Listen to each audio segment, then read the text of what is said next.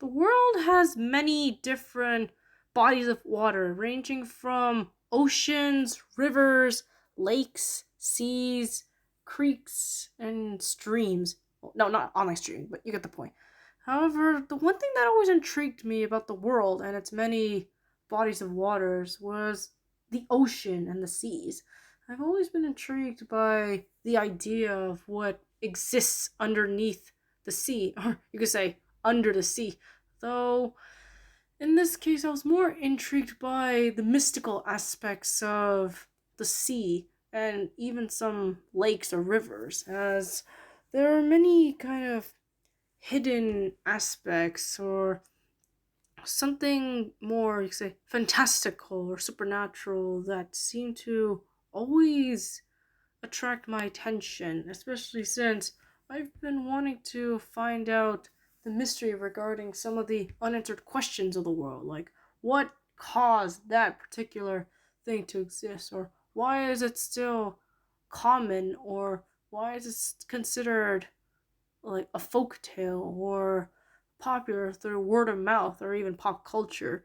Though in the case of the lakes, I mentioned I feel like the one thing that intrigued me the most was the Loch Ness monster. And I guess it was partially because of South Park and how in that episode The Succubus where Chef's parents they keep talking about the supposed Loch Ness monster who keeps harassing them and demanding they give him quote tree fitty, which is apparently $3.50, and they almost always fall for it. Yeah, because he somehow disguised himself. But in this case, the real Loch Ness monster, or Nessie as it's been nicknamed, has appeared in many different cultures and folklore, though whether it actually exists is never explained, as supposedly people have been trying to discover it, but there's been no evidence, while there are others who claim that they did see it, but it just disappears a lot during the day or even at night. The why is anyone's guess. Personally, I try to have a more neutral aspect regarding those kinds of myths.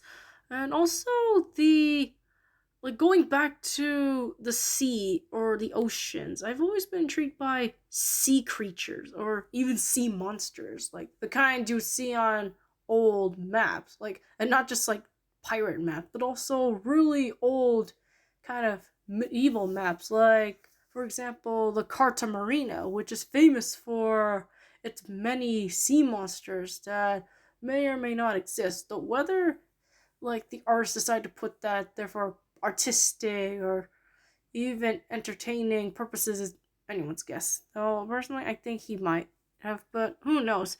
But I've always been intrigued by the stories such as like the Kraken or even the Leviathan, which is a biblical creature, or at least according to several books in the Old Testament. So I thought it would be interesting to look into what they could be or what was their original source.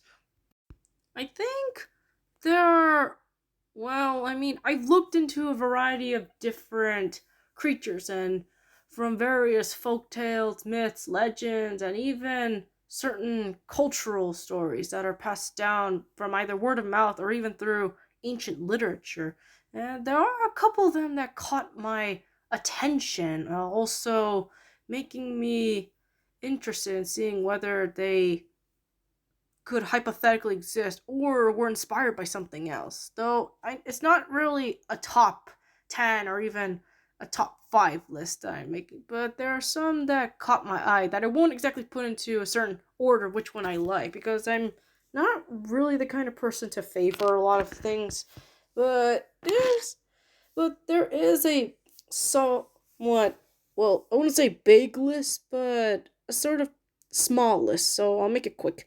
Now, the one creature that I've been intrigued by are unicorns, like the horse-like creatures with horns on their heads, or alicorns as they're apparently called. No, not like My Little Ponies, where alicorns are supposedly Pegasus unicorns, but unicorns as in they look like a horse, though in older tales they were described as being somewhat of a chimera like creature, where they actually had elements of being a lion along with having goat-like element, and the horse part only appears on their, like, the facial area at least, and possibly around the middle part of their, like, bodies, right? And they're said to be majestic and beautiful creatures that are immortal, or at least biologically immortal from what I've heard, right? And that supposedly they're supposed to help heal people, but only if they find them worthy, as there apparently were tales of unicorns going ballistic on anyone who was unworthy or impure in their eyes, right, which is probably why most people believe that only women or virgin women could tame them, or at least be seen as worthy enough to not get attacked or even maimed by them. Right, and another kind of creature that I wanted to look into, though this is a more aquatic kind, are mermaids and selkies. Where mermaids, they're either of a Greek origin, but although I'm not really sure where exactly they came from, but most of the stories I hear, they were apparently Greek, but they, I guess, spread throughout Europe before being popularized in other cultures, which have their own variants, which kind of involves Selkies, to be honest, though that's specifically Irish, as the mermaids, they themselves were. They didn't exactly have the best reputation, where they were said to, like, charm sailors, especially, and I guess pirates, into coming closer so they could drown them, or I think in some cases eat them. But over time, that element got passed on to sirens, which are ironically not even sea dwelling creatures, but rather they were more bird like, kind of like harpies, I guess. In but over time, they kind of became, I guess, the evil counterpart to mermaids, who took on a more benevolent kind of, I guess, reputation, which helps with the Little Mermaid. Right. And also, speaking of movies, the unicorn, like, the one movie I watched when I was younger was The Last Unicorn, which kind of made me intrigued by the cultures behind the unicorns and where they may have come from. Right. And also regarding the Selkies, like I mentioned, I think the one main, like, thing that caught my attention regarding Selkies was Song of the Sea, which is by Cartoon Saloon, the Irish animation studio, right, which made other movies like The Secret of Kells, and as of recently, Wolfwalkers. So, and yes, I watched all three of them and thought they were amazing. So you should definitely check them out if you can. And overall, Selkies, they're very similar to mermaids, though they have a slightly more tragic backstory. As Selkies, who are often women, apparently, they usually stay with their mate or their husband, who are often human. Unfortunately, they can only stay with them for a couple of years, and they're unfortunately forced to go back either due to being homesick, or there's a certain limit to them staying in the mainland. Well, the why, I'm not entirely sure, but unfortunately there are times where the husband will try to force the Selkie to stay with him by stealing their seal coat, which is the only thing that can allow them to change into their seal forms, though it is somewhat sad and kind of toxic now that I think about it. But overall, I've always been intrigued by, like, sea dwelling creatures, like I mentioned earlier. So of course it would make sense for them to be similar to mermaids, though mermaids are ironically seen as more malicious compared to Selkies, right? So anyways, another creature I'd like to talk about is the griffin, though they're not necessarily sea dwelling, as they're more like flying or sky based creatures, as the griffin is similar to unicorn, though I'm not sure what kind of magical properties they have other than, I guess, flying, where griffins are chimera like creatures that usually are portrayed as having the head of an eagle along with the body of a lion. And though there are variations, as the ones that we see are, I think, the standard European one that we see from Greek culture, though there are different ones like the Persian griffin, which sometimes tends to look more humanoid depending on how they're portrayed.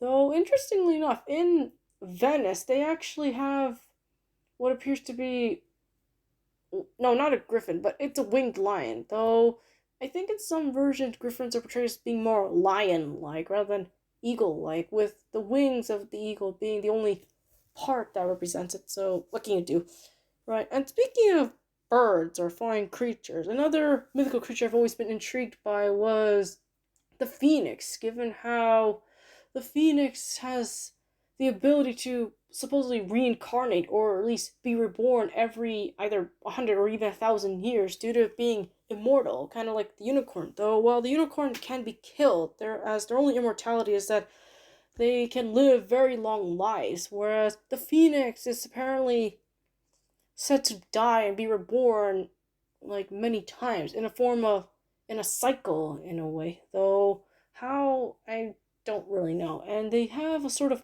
fire motif that makes their appearance more majestic if not divine, and they're sometimes used as Christian symbolist creatures, or at least figures for, I guess, martyrs in a way, or at least for Christ, given how Christ died and was resurrected. So I guess it would make sense for the phoenix to be associated with him, at least symbolically speaking. Though there's then again, the griffin was also seen as a Christian figure for, I believe, like Mark, I believe, from like the New Testament, or Saint Mark as he's called. Though either that or it's the winged lion. But it is interesting how these kind of creatures were sometimes used for what you may call religious propaganda, right? And same thing for the unicorn, given how the unicorn represents purity and innocence, though how that